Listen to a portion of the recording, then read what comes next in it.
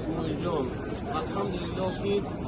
ما در حرم قرار داریم 21 نفری که با زیارت خانه خدا روانه کردیم این الحمدلله در نزد خانه خدا هستند خوش به حالی که در این سن جوانی در این زینه که خود قرار داری خیلی کاری خیر پیشه کرده ای میرا بدون که در روی مد سخی نور خداست روزا که در جنت خلیل مصطفی است در صفا خوش گردد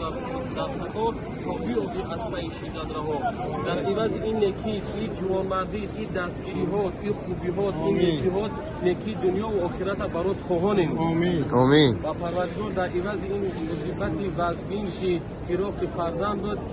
خداوند صبر جمیل و اجر عظیم نصیب بگرداند بر اسماعیل جان ما در عوض این ابراهیم جان فرزندای صالح و سالم نصیب بگرداند پروردگار ابراهیم جان شفیع و دستگیر روز آخرت قرار بدهد کامیاب موفق مؤید باشید همه حاجیان دعاگوی نیک دست آمین یا ارحم الراحمین.